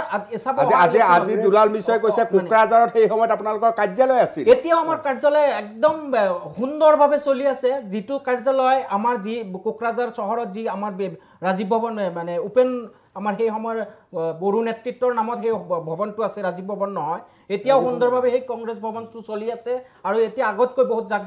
জাকত জিলিকে চলি। কিন্তু ৰাজীৱ ভৱন নহয়, এগৰাকী বড়ো জনগোষ্ঠীয় জানো উপেন্দ্ৰনাথ বৰ্মা। হয়, এতিয়া কথা হ'ল, আমাৰ মহন্ত ডাঙৰীয়াই এটা কথা কৈছে যে BTC চুক্তিত যি মন্ত ডাঙৰীয়া মন কৰিব দেই উত্তৰ দিব বিটিসি চুক্তিৰ তেও কিন্তু বিৰোধ কৰিছিল সেই সময়ত তেখেতে কিন্তু আপোকেকৈ এতিয়া অস্বীকাৰ কৰিছে যে বিৰোধ কৰা নাই আমি বেছি দাবী কৰিছিলো যে সেই অঞ্চলৰ যিসকল অবড়ো জনজাতি তেওঁলোকৰ অধিকাৰৰ কথা কৈছিলে চুক্তিৰ সময়ত 6 শিডিউলৰ চুক্তিৰ সময়ত এটা কথা আপুনিও জানিব এগৰাকী সাংবাদিক হিচাপে 6 শিডিউল ইণ্ডিয়াৰ বিভিন্ন অঞ্চলত আছে 6 শিডিউল এৰিয়াত যিসকল জনগোষ্ঠী থাকে তেওঁলোকৰ প্ৰত্যেকগৰাকী ব্যক্তিৰে অধিকাৰ সংৰক্ষিত কৰি 6 শিডিউল গঠন কৰা হয় তাত নতুনকৈ দাবী কৰাৰ কোনো কথা নাহে আৰু 6 শিডিউল যেতিয়া গঠন কৰিলে সেই সময়ত প্ৰায় 40টা বিভাগৰ দায়িত্ব প্ৰদান কৰা হল আৰু তেনেকৈ তেওঁলোকে চলি থাকিল বিটিএডি অঞ্চল শাসন কৰিলে কিন্তু যেতিয়া বিটিসি চুক্তিৰ যেতিয়া দেখা পালে যে ৰাজ্য চৰকাৰ বৰ্তমানৰ যিখন বিজেপি দল চলি আছে দলৰ নেতৃত্বত সেই দলে সেই বিটিসি চুক্তিৰ অধীনত তেওঁলোকৰ যি মানে কোট ৰাজনীতি সেইবিলাক যেতিয়া প্ৰয়োগ কৰিব নোৱাৰিলে তেতিয়া কাগজৰ বাগ এটা সৃষ্টি কৰিলে এনডিএফবিৰ লগত তেওঁলোকক ললিপপ প্ৰদান কৰিলে এনডিএফবি আপসু আৰু অন্যান্য সংগঠনৰ লগত এক ললিপপৰ সৃষ্টি কৰিলে বিটিআৰ চুক্তি আজি তেখেতে ক'ব পাৰিবনে বিটিআৰ চুক্তিতে মানে সাংবিধানিক কিবা বৈধতা আছে একদম সঁচা কথা ক'ব আপুনি হাহিলে নহব আজি সেই বিটিআৰ চুক্তিৰ মিশ্ৰ ডাঙৰীয়া আছে সেই বিটিআৰ চুক্তি সাংবিধানিক কিবা বৈধতা আছে নেকি সেই বিটিআৰ চুক্তি এতিয়া স্বাক্ষৰিত হৈছে নেকি যি বিটিআৰ চুক্তিত আপোনালোকে কৈছিলে বিত্তীয় ক্ষমতা প্ৰদান কৰিব তাৰ কাৰণে সংবিধান আপোনালোকে সংশোধন কৰিব হেতু কৰিছেনে যি বিটিআৰ চুক্তিৰ আধাৰত আপোনালোকে কৈছিলে যে আমি আগৰ বিটিসি চুক্তি আছিল ডাইৰেক্ট কেন্দ্ৰীয় চৰকাৰৰ লগত সেই অঞ্চলৰ সংগঠন বা সেই অঞ্চলৰ শাসকৰ কাৰণে কিন্তু আজি বিটিআৰ চুক্তি কৰিছে দিল্লী আৰু দিছপুৰ হৈ সেই অঞ্চলত যাব কিন্তু কংগ্ৰেছে হেতু বিচৰা নাছিলে কংগ্ৰেছে প্ৰত্যক্ষভাৱে সেই অঞ্চলৰ উন্নয়নৰ স্বাৰ্থত ডাইৰেক্ট কেন্দ্ৰীয় চৰকাৰৰ লগত হাগ্ৰামা মহিলাৰে আলোচনা কৰি তেওঁলোকৰ সেই পুঁজি লাগে সেই পুঁজিৰ ব্যৱস্থা কৰিছিলে কিন্তু আজি মুখ্যমন্ত্ৰী হিমন্ত বিশ্ব শৰ্মা ডাঙৰীয়াই কৈছে যে আমাৰ চৰকাৰ আমাৰ আঁচনি আমাৰ টকা আমি তাতে দিবলৈ আহিলে এই তাৰে স্থানীয় দলৰ লগত আমি আলোচনা কৰিব লাগে তেওঁলোকক ৰিকুৱেষ্ট কৰিব লাগে এনেকুৱা ধৰণৰ কথা তেওঁলোকৰ ইয়াতে আপুনি চিন্তা কৰক আৰু স্বয়ং বিজেপি দলৰ যিগৰাকী সভাপতি দিলীপ শইকীয়া ডাঙৰীয়াই কি কৈছে আপুনি সেই অঞ্চলৰ যি স্বায়ত্ত শাসন সেইবিলাক আপুনি মানে পাকে প্ৰকাৰে স্বায়ত্ত শাসন তেওঁলোকে অস্বীকাৰ কৰিব বিচাৰিছে 6 শিডিউল তেওঁলোকে অস্বীকাৰ কৰিব বিচাৰিছে যি belt block tribal belt block সেই বেল্ট ব্লকৰ মৰ্যাদা তেওঁলোকে কৰ্তন কৰিব বিচাৰিছে প্ৰয়োজন হলে তেওঁলোকে কি কৈছে আমি 6 শিডিউলৰ যি ধাৰা সেই ধাৰা আমি সংশোধন কৰি হলেও 6 শিডিউলৰ বাহিৰৰ জনসাধাৰণক তাতে আমি ভূমিৰ অধিকাৰ দিম কিন্তু এই কথা তেখেতে পাহৰি গৈছে তেখেতে কৈছে ভূমিৰ অধিকাৰ পোৱা নাই বিটিএডি অঞ্চলৰ প্ৰত্যেকটো অঞ্চলত 6 শিডিউলৰ যিসকল ব্যক্তি আছে প্ৰত্যেকগৰাকী ব্যক্তিয়ে তাতে প্ৰত্যেক ধৰণৰ অধিকাৰে কংগ্ৰেছৰ দিনত বিপিএফৰ শাসনত যিটো যৌথ চৰকাৰ আছিল সেই সময়ত ভোগ কৰি আহিছিল এতিয়া নতুন কথা তেওঁলোকে অসমৰ জনসাধাৰণৰ লগতে বিটিএডিৰ সাধাৰণ বড়ো জনগোষ্ঠীক তেওঁলোকে মানে প্ৰতাৰণাৰ কাৰণে এই ধৰণৰ কাৰ্য তেওঁলোকে চলাই আছে 6 শিডিউলৰ নামত কাৰ্বি আংলঙত যি শাসন চলি আছে সেই শাসন তাৰে কাৰ্বি আংলঙৰ শাসকে কৈছে যে আমাৰ পৰা তেওঁলোকে আজি দিছপুৰে আমাৰ ক্ষমতা কৰ্তন কৰিছে আমাৰ পৰা ডিমা হাছাৱে কৈ আছে যে আমাৰ যি অধিকাৰ তেওঁলোকে কৰ্তন কৰিছে আজি স্বয়ং প্ৰমোদ বড়োৱে ক'বলগীয়া হৈছে প্ৰমোদ বড়োৰ যিসকল নেতৃবৃন্দ তেওঁলোকে ক'বলগীয়া হৈছে হিমন্ত বিশ্ব শৰ্মাৰ নেতৃত্বত যি বিজেপি চৰকাৰ চলি আছে সেই চৰকাৰে আমাৰ যি ক্ষমতা প্ৰত্যেকটো ক্ষমতাই তেওঁলোকে কৰ্তন কৰিছে আমি আৰু স্বয়ং মুখ্যমন্ত্ৰী নিজেই কৈছে যে বিটিএডি অঞ্চলত এতিয়া টকা নাহে দিল্লীৰ পৰা টকা আনিব নোৱাৰে দিছপুৰৰ টকা আনিব নোৱাৰে কিয় নোৱাৰে তাতে বাধাৰ সৃষ্টি কৰিছে বিজেপি কেন্দ্ৰীয় চৰকাৰ বিজেপি ৰাজ্যিক চৰকাৰ আৰু তেওঁলোকে কৈছে আমাৰ ইয়াতে আমি দ্বিতীয় শ্ৰেণীৰ নাগৰিক আৰে এগৰাকী মুখ্যমন্ত্ৰী ৰাজ্যৰ তেওঁৰ কাৰণে প্ৰত্যেকগৰাকী ব্যক্তি তেওঁৰ হ'ব লাগে তেওঁৰ কাৰণে বিটিএডি অঞ্চলত গৈ তেওঁ কয় আমাৰ মানুহ আৰু বিটিএডি অঞ্চলত থকা তেওঁ বাকীখিনি কাৰ মানুহ হয় সেইখিনি কি বেলেগ ৰাজ্যৰ হয় নেকি মুখ্যমন্ত্ৰী এগৰাকীৰ ঠিক তেনেদৰে বিজেপি দলৰ যিগৰাকী স্বয়ং সভাপতি তেখেতৰ মুখতো তেনেকুৱা ধৰণৰ বক্তব্য আজি বিজেপিৰ সভাপতি সেই অঞ্চলত কিন্তু মই কংগ্ৰেছৰ মুখপাত্ৰৰ পৰা এটা কথা মই বুজি পোৱা নাই ৰাভা হাছঙৰ ক্ষেত্ৰত আপোনালোকে দুৰ্বল স্থিতিলৈ নিৰ্বাচনৰ সময়ত কাৰ্বি আংলঙতো মই একে অৱস্থা দেখিছোঁ কোকৰাঝাৰতো একে অৱস্থা দেখিছোঁ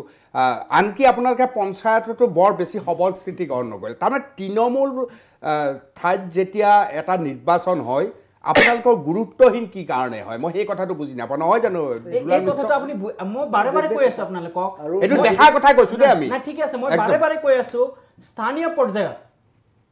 স্থানীয় পৰ্যায়ত যিসকলৰ উন্নয়ন বিশেষকৈ আপুনি জানে তেতিয়াহ'লে আপোনালোকৰ দলৰ মাজত ৰাজীৱ ভৱনত কিয় সমালোচনা হয় তাৰ কাৰণে কিহৰ কাৰণে সমালোচনা ইজনে সিজনক কিয় সমালোচনা কৰিবলগীয়া হয় কিয় ক'বলগীয়া হয় যে তাত আমাৰ নেতা নাহে আমি ৰৈ আছো নেতা নাহে এইটো কেতিয়াও হোৱা নাই আপোনালোকে শুনক আপুনি কৈছে সেই অঞ্চলসমূহত আমি গুৰুত্ব নিদিওঁ নিৰ্বাচনৰ সময়ত আমি বাৰে বাৰে কৈ আছো মই বাৰে বাৰে কৈ আছো যে সেই আমি ক্ষমতাৰ বিকেন্দ্ৰীকৰণৰ বিশ্বাসী আৰু স্থানীয় পৰ্যায়ৰ যিসকল অনুন্নত শ্ৰেণী আছে তেওঁলোকৰ উন্নয়নৰ স্বাৰ্থত যদি তেওঁলোকে নিজে নিজৰ উন্নয়ন কৰিব পাৰে তেনেকুৱা ব্যৱস্থাত কংগ্ৰেছ বিশ্বাসী কংগ্ৰেছ কাৰ্বি আংলঙত যেতিয়া শাসন কৰিছিলে তেতিয়াও কিন্তু তেওঁলোকৰ অট'নমাছ বডিত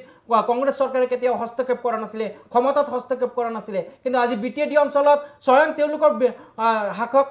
যিসকল বন্ধু দল তেওঁলোকৰ বিৰুদ্ধে আজি অভিযোগ উত্থাপন কৰিবলগীয়া হৈছে বিটিএডি অঞ্চলত এজিপিয়ে ভোট খেলিব যাব মুখ্যমন্ত্ৰী মইতো আচৰিত হওঁ একদম সাইজুদ্দিন আহমেদ মইতো আচৰিত হওঁ সকলোতে কংগ্ৰেছে শাসন কৰে আৰু এটা সময় নিজে নিজে ঢিলা হৈ যায় চাৰিওফালে যেনেকৈ কাৰ্বি আংলঙৰ কথা হৈছে কোকৰাঝাৰৰ কথা হৈছে আজি যদি আপুনি আমাৰ মুখ্য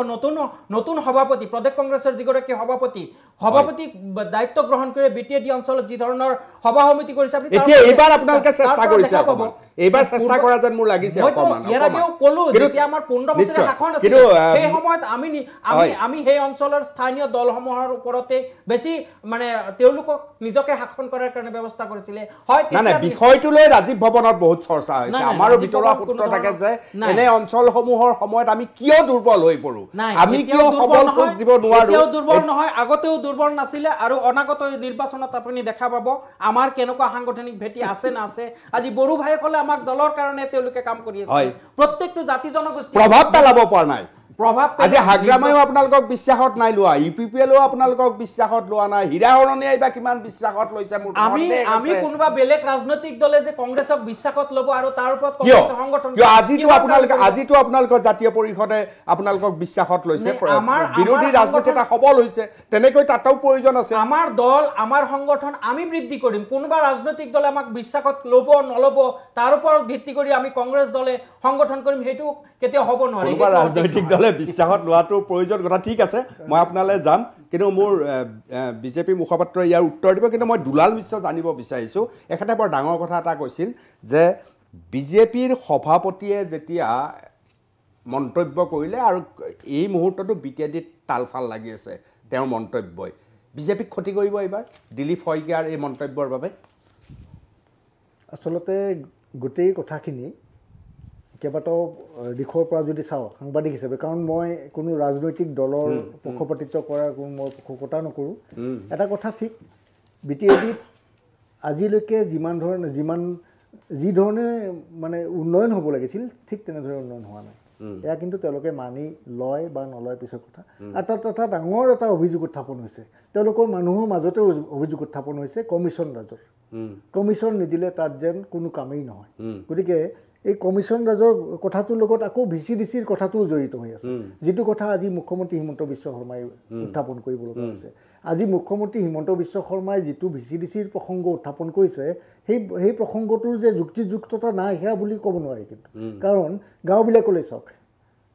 কোকৰাঝাৰ চহৰখনৰ উন্নতি হৈছে বা কিছু চহৰ অঞ্চলৰ মফচলীয়া চহৰৰ উন্নতি হৈছে ঠিক কিন্তু গাঁও অঞ্চলবিলাকৰ আজিলৈকে কোনো উন্নতি হোৱা নাই গাঁও অঞ্চলবিলাকত কিন্তু আজিলৈকে ভালদৰে যদি আপোনালোকে নিজেও চায়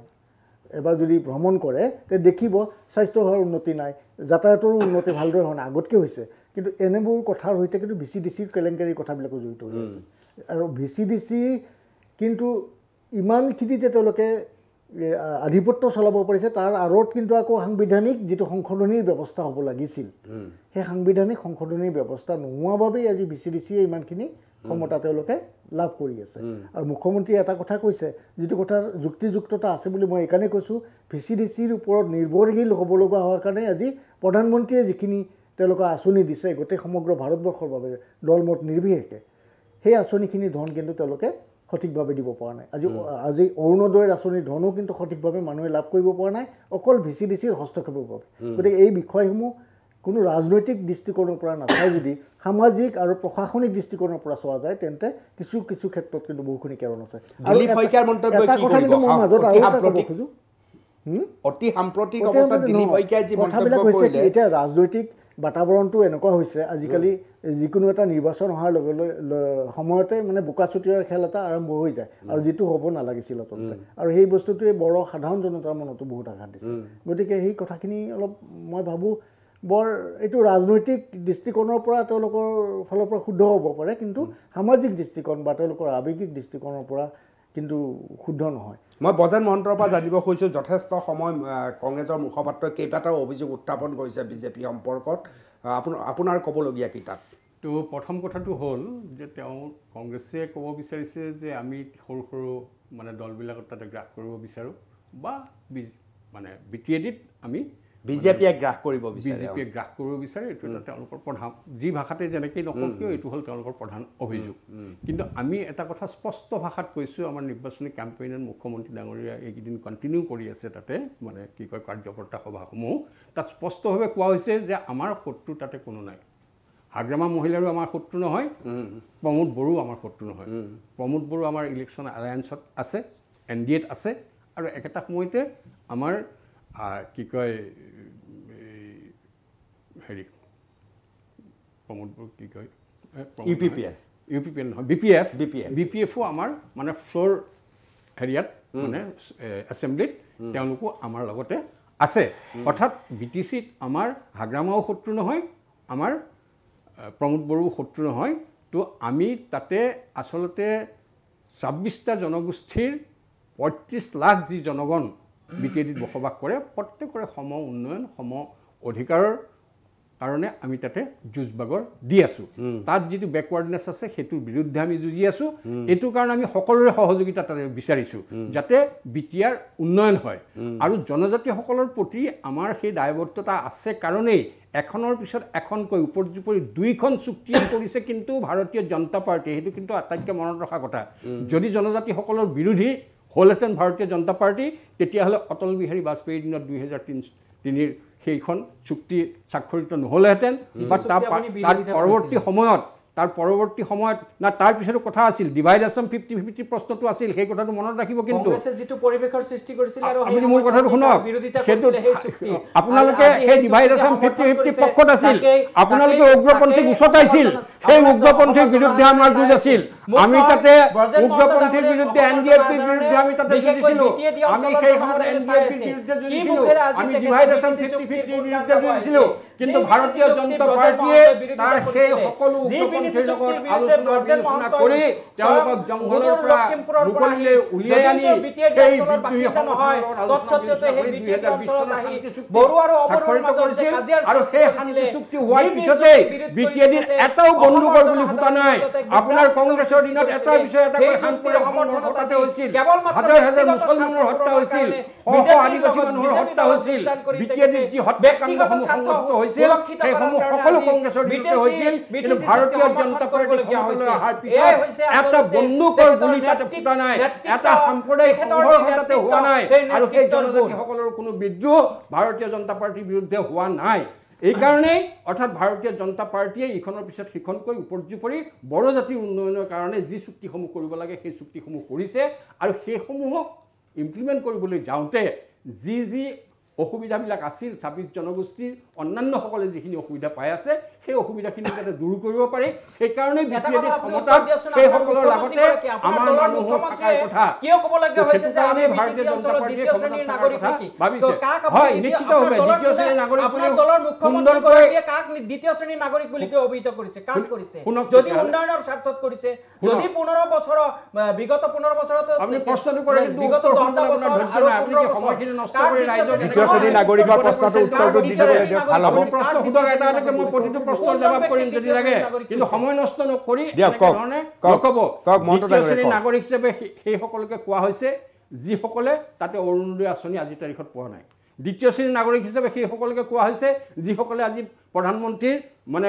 গৃহ এতিয়ালৈকে তেওঁলোকে পোৱা নাই তো সেইসকলকে কোৱা হৈছে যিসকলে ভূমিৰ আবণ্টন তাতে হোৱা নাই অৰ্থাৎ মাটিৰ পট্টন যিসকলে পোৱা নাই সেইসকলে তাতে দ্বিতীয় শ্ৰেণীৰ নাগৰিক হিচাপে আছে এতিয়াও মই কৈছোঁ যে কংগ্ৰেছে যদি দ্বিতীয় শ্ৰেণীৰ নাগৰিক আপোনালোকে সবকা সাথ সবকা বিকাশৰ কথা কয় তাতে আপোনালোকৰ চৰকাৰ ৰাজ্যত আপোনালোকৰ চৰকাৰ কেন্দ্ৰত আপোনালোকৰ চৰকাৰ তেতিয়াহ'লে কিহৰ স্বাৰ্থত তাতে দ্বিতীয় শ্ৰেণীৰ নাগৰিক সবকা সাথ সবকা বিকাশৰ শ্লোগান ক'ত গ'ল আপোনালোক সেই শ্লোগান আছে কাৰণে আজি তাৰিখত উন্নয়ন হৈছে আজি ৰাস্তা ঘাটৰ পৰা আৰম্ভ কৰি তাতে কলেজৰ কথা কওক ইউনিভাৰ্চিটিৰ কথা কওক মেডিকেল কলেজৰ কথা কওক এখনৰ পিছত আপোনাৰ চৰকাৰৰ দিনা এখন মেডিকেল কলেজ হোৱা নাই তাতে সেই মেডিকেল কলেজ আজি তাৰিখত ভাৰতীয় জনতা পাৰ্টিয়ে তাতে কৰিছে ইউনিভাৰ্চিটি তাতে আপোনাৰ দিনত হোৱা নাই এতিয়া হৈ আছে আজি আপোনালোকৰ দিনত আপোনালোকে তাতে কোনো ধৰণৰ কৰা নাই আজি এখন জিলাৰ পৰা আন এখন যোৱাৰ কাৰণে যে আন্তঃ ৰাস্তাৰ প্ৰয়োজন আছে সেই ৰাস্তা আপোনালোকে বনোৱা নাই আজি শ কিলোমিটাৰ ৰাস্তা তাতে বনাই আছে একেটা সময়তে কলেজ বনাই আছে একেটা সময়তে তাতে মেডিকেল বনাই আছে গতিকে সেই কামখিনি ভাৰতীয় জনতা পাৰ্টিয়ে কৰিছে কোনো বিটিসি চুক্তি কি কাৰণে জুৰি কৰিছিল মই বাক্য কৰিছো গতিকে আপুনি উছতাই লাভ নাই কাৰণ বিটিসিত আপুনি আসল প্ৰেক্ষাপট আপুনি নাজানে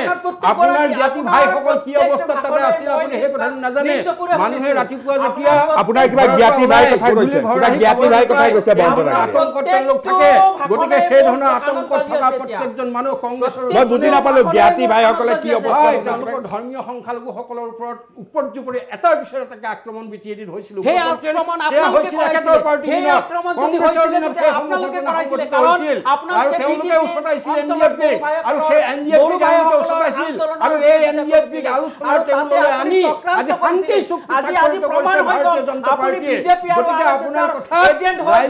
বিটিএডি অঞ্চলত মানে কংগ্ৰেছে বিৰোধ কৰিছিল আৰু তাৰ কাৰণে আপোনালোকে বলিৰ পতা গজাইছিল মানে কংগ্ৰেছে ধৰ্মীয় সংখ্যালঘুৰ ওপৰত অত্যাচাৰ কৰিছিল বিটিএডি অঞ্চলত এইটো নুশুনা কথা আজিৰ পৰ্যায়ত নহয় তেতিয়া তেওঁলোকে বিটিএডিৰ এটাও সিট আজি দেখা গৈছে এই আন্দোলন কৰিছিল একমাত্ৰ তেখেতৰ ব্যক্তিগত স্বাৰ্থ তেখেতে আজি বিজেপি জনতা পাৰ্টিয়ে জনজাতিৰ পক্ষত আজি তাৰিখত মিলি চৰকাৰ পৰ্যন্ত বৃহৎ অভিযোগ হ'ল বিজেপিয়ে ধৰ্মীয় সংখ্যালঘুৰ ওপৰত অত্যাচাৰ কৰিছে আৰু আজি মই হঠাৎ নুশুনা কথা এটা শুনিলো যে এটা সময়ত আপোনালোকেও ধৰ্মীয় সংখ্যালঘুৰ ওপৰত অত্যাচাৰ কৰিছিল কোনে কৈছে কথা মহন্ত ডাঙৰীয়াই কৈছে মই তাকেইতো আপোনাক কৈ আছো যে এই সময়ত আপোনালোকে অত্যাচাৰ কৰিছিল আমি যদি অত্যাচাৰ কৰিছো সেই কথা অসমৰ জনসাধাৰণে দেখিছে যদি আমি বসনগাঁৱৰ কথাটো বসনগাঁৱৰ যি নৰহত্যা বসনগাঁৱৰ সেই নৰহত্যাই কপাই গৈছিল আপোনাৰ হয়তো মনত আছে বসনগাঁও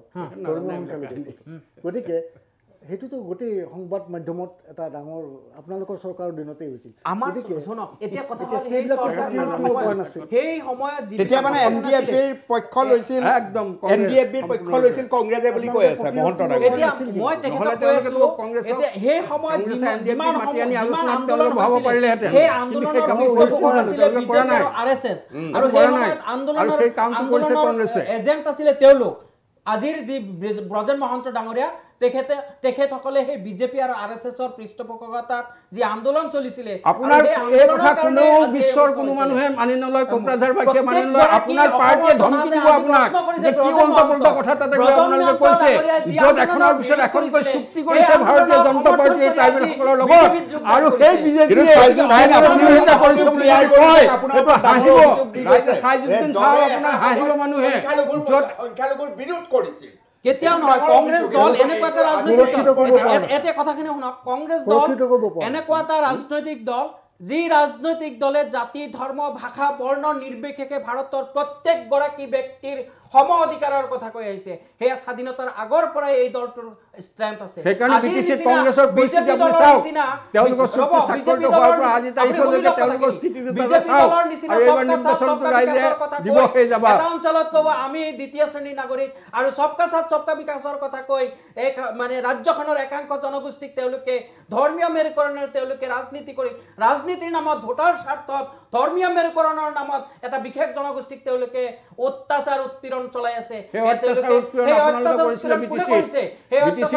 বিজেপি দলে কৰিছিল কংগ্ৰেছৰ দিনত বিজেপি আৰু বিজেপি চৰকাৰ ক্ষমতাত অহাৰ পিছত কেন্দ্ৰত বিজেপি চৰকাৰ অসমত বিজেপি চৰকাৰ অহাৰ পিছত এটা বন্দুকৰ গুলি বিটিএডিত ফুটা নাই আপুনি ক'ব নোৱাৰে যে খাইছুদ্দিন আহমেদ ডাঙৰীয়া আপুনি অকমান দুলাল মিশ্ৰক উত্তৰ দিয়া উচিত কাৰণ দুলাল মিশ্ৰই আৰম্ভণিতে এটা কথা কৈছে মই শুনিছো যে সেই সময়ত অতি ভয়ানক আছিল সেই সময়টো কিন্তু কংগ্ৰেছৰ সময় আছিল বিশেষকৈ আৰু এই সময়ত দুলাল মিশ্ৰই কৈছে যে পৰিৱেশ যথেষ্ট শান্ত আমি যদি সেই সময়লৈ উভতি যাওঁ তেতিয়াহ'লে মানাহ ৰাষ্ট্ৰীয় উদ্যান নামৰ এখন যে উদ্যান আছিল বিশ্বাস হোৱা নাছিল সেই সময়ত সাংঘাতিকভাৱে এটা পৰিৱেশ ৰ'ব কৈ লওঁ পৰিৱেশ সাংঘাতিক আছিল আৰু সেই সময়ত বৰভূমিত যাবলৈ মানুহে ভয় কৰিছিল দুলাল মিশ্ৰই কৈছে সেই সময়ত কিন্তু কংগ্ৰেছৰ চৰকাৰ আছিল বড়োভূমিত যেতিয়া অত্যাচাৰ উৎপীড়ন হৈছিলে আৰু তাৰ ফলস্বৰূপে প্ৰয়াত মুখ্যমন্ত্ৰী তৰুণ গগৈ দেৱৰ নেতৃত্বত অসমত শান্তি স্থাপনৰ কাৰণে BTC চুক্তি স্বাক্ষৰিত কৰিছিলে আৰু তাৰ পিছতেই কিন্তু BTAD অঞ্চলেই হওক অসমেই হওক প্ৰত্যেকটো অঞ্চলতে শান্তি বিৰাজমান হৈছিলে এটা সময়ত আছিলে যি সময়ত আজি ৰাতিপুৱা যদি কোনো ব্যক্তি ওলাই যায় সন্ধিয়া ঘৰলৈ ঘূৰি আহিব চৰকাৰ নাছিলে অসম গণ পৰিষদ দলৰ চৰকাৰ অসম গণ পৰিষদ আৰু বিজেপিৰ নেতৃত্বত কেন্দ্ৰীয় চৰকাৰ গঠন আছিলে এই কথা কিহৰ বিজেপি আৰু অগপৰ নেতৃত্বত চৰকাৰ চলিছিলে 96 বিজেপি আৰু অগপৰ নেতৃত্বত চৰকাৰ 8 চনত যেতিয়া সাম্প্ৰদায়িক সংঘৰ্ষ হৈছিল 12 চনৰ সাম্প্ৰদায়িক সংঘৰ্ষ 8 চনৰ সংঘৰ্ষ কৰিছিল RSS বিজেপিয়ে 12 চনৰ সংঘৰ্ষ কৰিছিল RSS বিজেপিয়ে এটো প্ৰমাণ হৈ গৈছে এটো প্ৰমাণিত কথা নেলিজি হত্যাকাণ্ড হৈছিল বাজপেয়ী আৰু এলকাজেমিৰ নেতৃত্বতে হত্যাকাণ্ড চলিছিল প্ৰত্যেকটো হত্যাকাণ্ড ভাৰতবৰ্ষত যিমান হত্যাকাণ্ড আপোনালোকৰ নেতৃত্বত প্ৰত্যেকটো হত্যাকাণ্ডৰ ভিতৰত বেকত আছে বিজেপি আৰু RSS এই কথা আপোনালোকে হেয়া জবাব আপনাৰ হাত হৈ কুটিছে আৰু বেজ হৈ যাইছে আৰু আপোনালোকৰ চৰিত্ৰ যি বিজেপি আৰু RSS ভাৰতবৰ্ষখনক সাম্প্ৰদায়িক সংঘৰ্ষ সৃষ্টি কৰি ক্ষমতা দখল কৰাৰ কাৰণে তেওঁলোকে কেৱল ৰাজনীতি মধ্যে কংগ্ৰেছে পাইছে আজি বিজেপিয়ে কৈছে সবকা সাথ সবকা বিকাশৰ কথা কিন্তু সেই কথা প্ৰমাণ হৈ গৈছে তেওঁলোকৰ চৰিত্ৰ আজি BTC অঞ্চলক লৈ হওক কাৰ্বি আংলং লৈ হওক অসম লৈ হওক প্ৰত্যেকটো ক্ষেত্ৰতে কিন্তু বিজেপিয়ে সাম্প্ৰদায়িক ৰাজনীতি কৰি অসমৰ জনসাধাৰণক বিভাজন কৰি বিভাজিত ৰাজনীতি কৰিছে এটা সময়ত মুখ্যমন্ত্ৰী হিমন্ত বিশ্ব শৰ্মাই কৈছিলে এক মিনিট হিমন্ত বিশ্ব শৰ্মা ডাঙৰীয়া আজি হিমন্ত বিশ্ব শৰ্মা ডাঙৰীয়া যেতিয়া এটাৰ পিছত এটাকৈ যিমান জনসভাবিলাক আছে আপোনালোকে ইন্টাৰভিউ দিছিলে যদি বিজেপি অসমৰ ক্ষমতা পায় সাম্প্ৰদায়িক ৰাজনীতি হ'ব আপুনি কথাখিনি শুনক আজি শুনি লওক এক মিনিট আপুনি কথাখিনি শুনি লওক হিমন্ত বিশ্ব শৰ্মা যেতিয়া মুখ্যমন্ত্ৰী বৰ্তমানৰ মুখ্যমন্ত্ৰী হিমন্ত বিশ্ব শৰ্মা তাৰমানে আজি তাৰিখত কি হ'ব বিজেপিত যোগদান কৰাৰ আগতে যেতিয়া বিত্তমন্ত্ৰী আছিলে কংগ্ৰেছৰ দিনত সেই সময়ত তেখেতৰ নিজৰ চেনেলত বাতৰি ইণ্টাৰভিউ কৈছিলে যদি বিজেপি অসমত ক্ষমতাত আহে তেতিয়াহ'লে অসমত সাম্প্ৰদায়িক মুখ্য ভাগত আৰু সেই কথা প্ৰমাণ কৰি দিছে ঠিক আছে আমি বাস্তৱলৈ আহিছোঁ ঠিক আছে আমি বিতৰ্কৰ একেবাৰে শেষলৈ আহিছোঁ সাইজুদ্দিন বিতৰ্কৰ শেষলৈ আহিছোঁ এইবাৰো নিৰ্বাচনী ৰাজনীতিৰ কথা কৈছোঁ কংগ্ৰেছৰ ফলাফল অতি দুখজনক হ'ব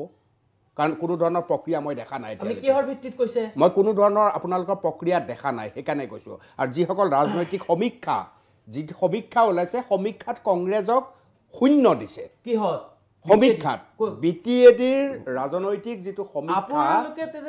মই এজন সাংবাদিক হিচাপে আপোনাক তথ্য দিছোঁ কেৱল সমীক্ষাৰ কথা কৈছোঁ এইটো মই কোৱা কথা নহয় সমীক্ষাই কৈছে যে কংগ্ৰেছ 0 হ'ব আপোনালোকে কিভাৱে কওক এইটোৱে মইতো জানিব বিচাৰিছোঁ বিভিন্ন সময়ত বিভিন্ন সংবাদ মাধ্যমে ইয়াৰ পূৰ্বেও বিজেপি পেইড একাংশ সংবাদ মাধ্যম সকলো নহয় কিন্তু তেওঁলোকে যি সমীক্ষা ওলায় এটা সময়তো সমীক্ষা ওলাইছিলে আপোনাৰ একাংশ সংবাদ মাধ্যম দেই সকলো নহয় তেওঁলোকে কৈছিলে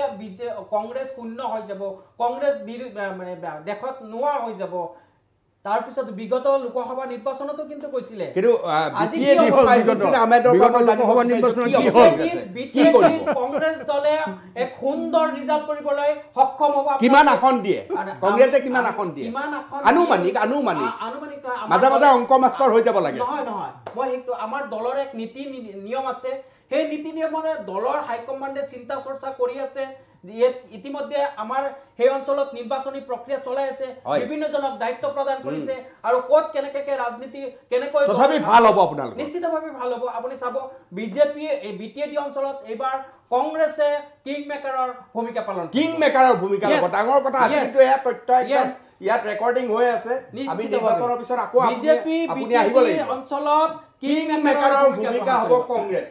এয়া কংগ্ৰেছৰ মুখপাত্ৰ সাইজুদ্দিন আহমেদে কৈছে কিং মেকাৰৰ ভূমিকা গ্ৰহণ কৰিব কিং মেকাৰ মানে আমি অকল হাগ্ৰামা মহিলাৰীৰ নাম শুনি আছিলোঁ আজি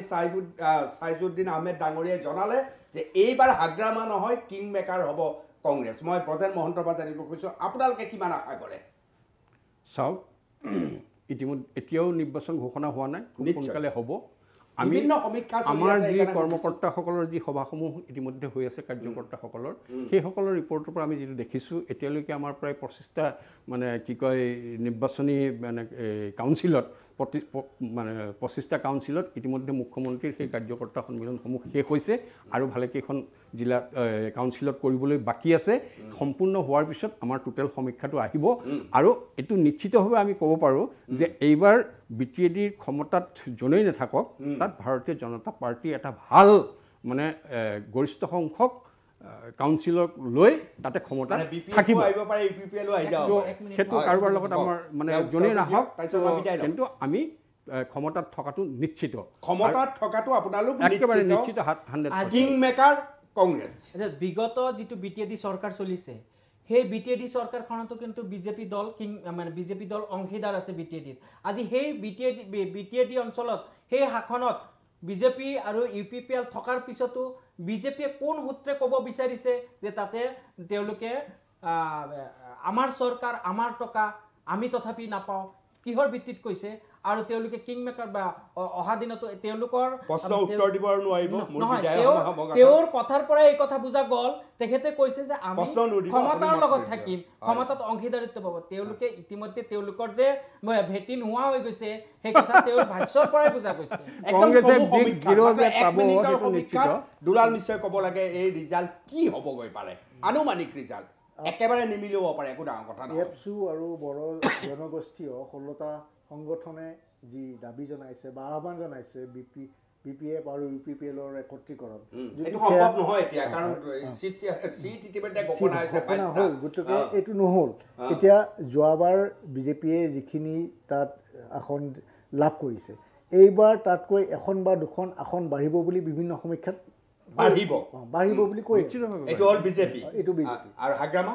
হাগ্ৰামাৰ ক্ষেত্ৰত এতিয়া কথাটো হৈছে কি মই কথাটো কৈছোঁ কি হাগ্ৰামা বা প্ৰমোদ বড়ো বুলি কথা নাই এতিয়া উন্নয়ন বিষয়টো লৈ যোৱাবাৰ যিটো ঢৌ আহিছিল সেই ঢৌটোত কিন্তু প্ৰমোদ বড়ো ওলাই গ'ল কাৰণ উন্নয়ন য'ত হোৱা নাই সেই মানুহখিনি কিন্তু হাগ্ৰামাক ভোট দিয়া নাই এইটো একেবাৰে প্ৰেক্টিকেল কথা কিন্তু যোৱাবাৰো কিন্তু BPFহে আসন বেছি পাইছিল 12খন আসনত আছিল UPPL এইবাৰ কি হ'ব পাৰে হাগ্ৰামা ওপৰত থাকিব নে তলত নামিব পাৰে নাই BPFৰ গণভিত্তিটো আছে আৰু যদি এইবাৰ যদি তেওঁলোকে উন্নয়নৰ দিশটো যদি ভোটাৰে বেছিকৈ গুৰুত্ব দিয়ে তেতিয়াহ'লে কিন্তু BPFৰ আসন নিশ্চিতভাৱে অকণমান হ'লেও বাঢ়িলে প্ৰমোদ বড়ো কমিব কংগ্ৰেছৰ কি হ'ব এখন আসনে পাইছিল গতিকে এইবাৰ কি আসন পায় একো ধৰিব পৰা নাই কিন্তু ধৰিব পৰা নাই সেই বিষয়টো আপুনি আশাবাদী নহয় মই কংগ্ৰেছক লৈ অন্ততঃ BTADত আশাবাদী নহয় তেখেতৰ কথাতে বুজা গৈছে আৰু আপুনিও কৈছে যোৱা BTAD নিৰ্বাচনৰ সময়ত হাগ্ৰামা মহিলাৰ নেতৃত্বত যিটো দল আছিল সেই দলে একক সংখ্যাগৰিষ্ঠতা পাইছিল 16খন আসন পাইছিল একক সংখ্যাগৰিষ্ঠতা পাইছিল UPPL 12খন পাইছিল UPPL আৰু বিজেপি দলটোৱে তাতে চৰকাৰ গঠন কৰিছিল ইয়াৰ পৰা প্ৰমাণিত হয় বিভিন্ন কূটকৌশল ৰচনা কৰি হ'লেও তেওঁলোকে ক্ষমতা দখল কৰিছিল কিন্তু তাৰ পিছত এইটো কূটকৌশল নহয় এইটো সমীকৰণ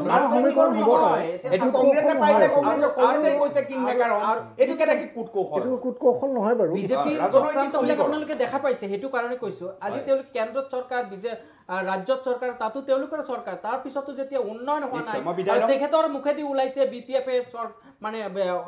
তাতে চৰকাৰ গঠনৰ সম্ভাৱনা আছে বা আসন বেছি আসন পাব তাৰ লগে লগে বিজেপি আৰু UPPLক মানে প্ৰতিহত কৰাৰ স্বাৰ্থতে সাম্প্ৰদায়িক ৰাজনীতি প্ৰতিহত কৰাৰ স্বাৰ্থত কংগ্ৰেছ দলক তাতে BTAD অঞ্চলৰ বড়ো অবড়ো প্ৰত্যেকটো জনগোষ্ঠীয়ে আজি কংগ্ৰেছক বিচাৰিছে আৰু সেই কংগ্ৰেছক এক কিং মেকাৰ হিচাপে কিং মেকাৰ হ'ব কংগ্ৰেছ 35 লক্ষ জনগণৰ আৰু 26টা জনগোষ্ঠীৰ উন্নয়নৰ স্বাৰ্থত এই উন্নয়নৰ যি জখলাত ইতিমধ্যে BTADক আগুৱাই লৈ যোৱাৰ কাৰণে মুখ্যমন্ত্ৰী যিসমূহ প্ৰতিশ্ৰুতি সেইসমূহত ৰাইজ ইতিমধ্যে কনভিন্স হৈছে আৰু ইতিমধ্যে তাতে উন্নয়নৰ যিটো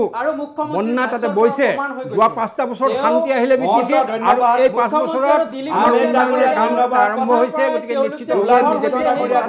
প্ৰমাণ হৈ গৈছে মোৰ অতিথিবৃন্দক মই ধন্যবাদ জনাইছোঁ এটা সুস্থ বিতৰ্ক হৈছে এই চৰ্চাৰ মাজেদি BTAD সম্পৰ্কে আপোনালোকৰ ধ্যান ধাৰণা কিছু আৰু মুকলি হৈছে বুলি ভাবি আজিৰ নেশ্যন এনে বিশেষ মই সামৰণি মাৰিছোঁ ধন্যবাদ থেংক ইউ